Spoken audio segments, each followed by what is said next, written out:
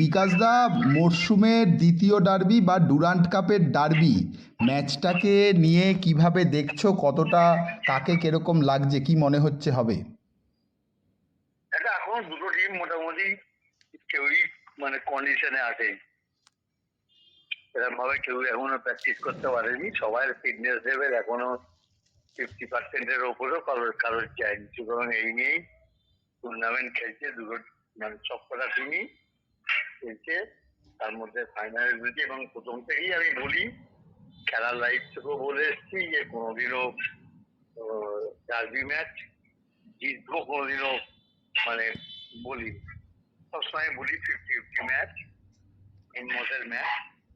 যার হিম্মত আছে, যে লড়াই করতে পারবে, সেই ম্যাচে। তাতে কাদের কি বড় টিম আছে, সব বড় বড় প্লেয়ার আছে না আছে, তাতে কোনো কিছু যায় আসে। কারণ এই ম্যাচ হচ্ছে এমনই একটা ম্যাচ, এই ম্যাচ কোনো জিরো জিরো প্লেয়ার হিরো হয়ে যায়। সুতরাং এই ম্যাচটা একটা এমনই ম্যাচ, এই ম্যাচটা মানে অন্যান্য ম্যাচ জিতলে যতটা আনন্দ উপভোগ করে সাপোর্টাররা, কিন্তু এই ম্যাচ জিতলে তোমার ইতিহাসের পাতায় লেখা থাকবে যে এত সালে ডুরান্ড চ্যাম্পিয়ন, ওয়ার্ল্ড কাপ, এ ভারত হয়েছে, ও ভারত হয়েছে, এই ইতিহাসগুলো থাকবে। তাই ম্যাচ 50-50, যে ভালো খেলবে, যে ওই দিনের স্নায়ুর চাপ কাটিয়ে নিজের অরিজিনাল খেলা খেলতে পারবে, সেই দিন। বিকাশদা, লাস্ট ম্যাচে মোহনবাগান যে ফুটবলটা খেললো ওই শিলংয়ে গিয়ে, খেলাটা কেমন লাগলো? মোহনবাগান টিমটাকে তোমার কেমন লাগছে? দেখো, ফার্স্ট কথা হলো, আমি দোমালি হয়েও মোহনবাগানকে বলছি, কারণ মোহনবাগান এই 100টাতে বোধহয় প্র্যাকটিস এখন খুব একটা করে।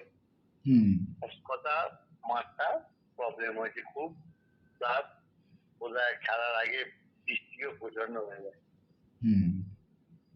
ওই জন্য বলটা ঠিক মতো রোল করছিল না।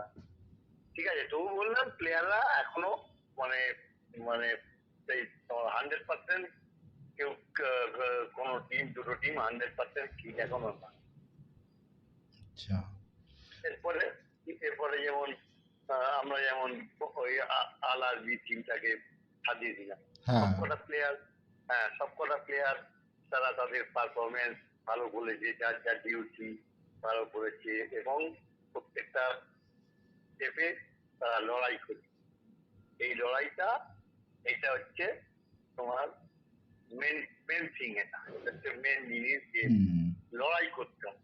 লড়াই না করলে মানে সব দিক দিয়ে হয়তো মানে ব্যালেন্স করলে দেখা যাবে মোহনবাগানের ফরেন প্লেয়ার এবং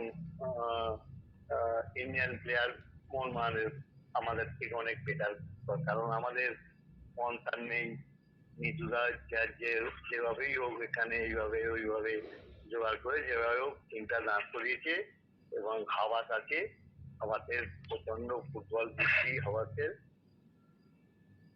নিয়ে টিম নিয়ে চালাচ্ছে।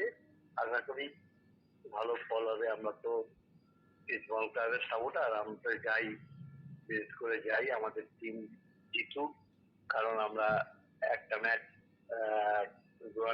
প্রথম ম্যাচটা আমরা ওদের কাছে 1 গোলে হেরে গেছিলাম, কিন্তু তখন কাছ থেকে এখন টিমটা একটু বেটার পজিশনে।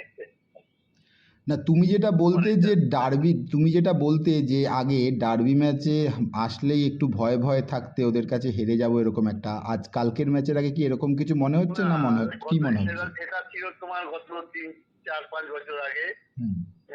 সাপোর্টাররাও ভাবতো দূর কি করতে মাঠে যাবো, 2 গোল 3 গোল খাবো। তখনকার মোহনবাগান টিমের সাথে ইস্টবেঙ্গল টিমের অনেক মানে এলেন ডিফারেন্স। এখন কিন্তু সেটা নেই। আমি তবুও বলছি, এখনকার যেসব প্লেয়ার যেগুলো বেশ কয়েক বছর ধরে ইস্টবেঙ্গল ক্লাবে আছে, ঘষে মেজে, তারা এখন বুঝে গেছে যে এই ম্যাচটা মানে কতটা ইম্পর্টেন্ট, যে এই ম্যাচটা যদি জিতে থাকতে পারে, সারা বছর একটা সাপোর্টাররা আনন্দে থাকে। অন্যান্য টিমকে হারালে যতটা আনন্দ পাওয়া যায়, এই ম্যাচটা জিতবে তার 4 ডবল বেশি সাপোর্টাররা আনন্দ পাবে। তাই আমি চাই যে ভালো খেলা হোক, হুম। যার হিম্মত থাকবে, যে লড়াই করতে পারবে, তারাই জিতবে। ইস্টবেঙ্গল টিমটার যে খেলা দেখলে কোন কোন জায়গাগুলো দুর্বল বলে মনে হচ্ছে এখনো তোমার? আমাদের প্রথম ফার্স্ট কথা হলো আমাদের স্টপার লাইনটায় আমাদের একটা ভালো দরকার, হুম, একটা ভালো স্টপার দরকার আনোয়ারের সাথে। আর মাঠে একটা ভালো ব্লকার। আর বিশেষ করে আমাদের স্ট্রাইকিং প্রবলেম, স্ট্রাইকিং জোনে আমাদের মানে এত মানে পুরো না, মানে হুম। ভাবা যায় না। হ্যাঁ, এত বেশি ক্রিয়েট হচ্ছে, সুযোগ তৈরি হচ্ছে, কিন্তু গোল হচ্ছে না। 24-25টা করে সুযোগ মানে হচ্ছে।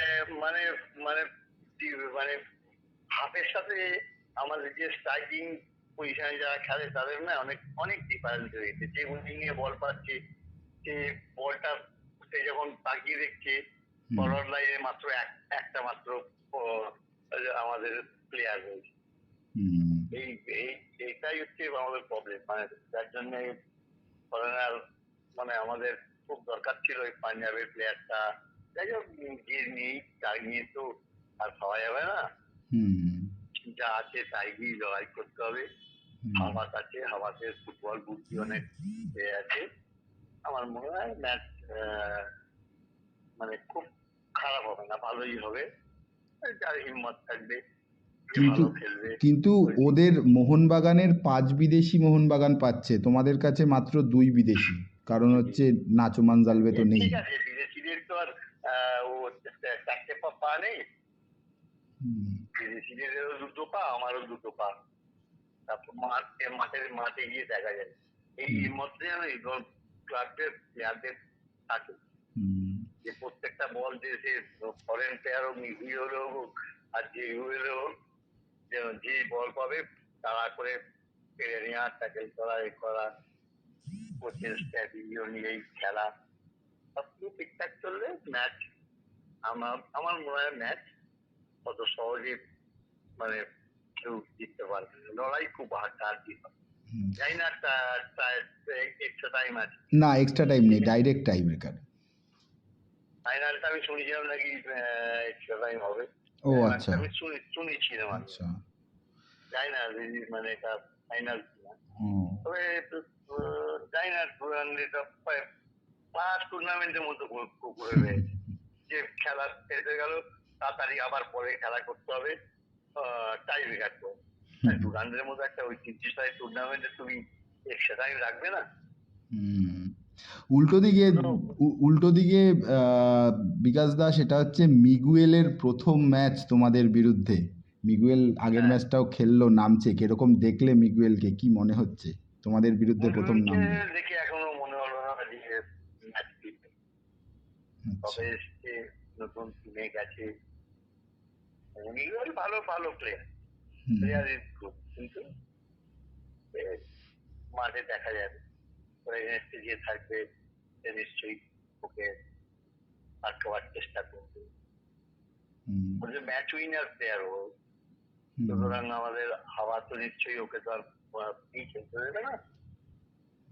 তো হুম। লড়াই হবে, ভালো ভালো খেলা হবে। আমি চাই এই দুপক্ষই ভালো খেলুক, আচ্ছা, দর্শক উৎসাহকে মাঠে। তুমি কি এটা মানো যে মোহনবাগান এই ডার্বি ম্যাচটা খেলতে নামার আগে, ফাইনালটা খেলতে নামার আগে অনেকটা ডিসঅ্যাডভান্টেজ পাচ্ছে? মানে ডুরান্ডের ফিক্সচার যেরকম হয়েছে, ওদেরকে খেলতে যেতে হলো, আবার আসতে হচ্ছে, একদিনও সুযোগ পাবে না, আবার ডার্বি খেলতে নামবে। তুমি কি মনে করো মোহনবাগান কর্তারা, দেবাশিস দত্ত থেকে শুরু করে সবাই বলছে যে মানে আমরা দেখো, টপ এটা তো হয়েও আমাকে ডিসঅ্যাডভান্টেজ?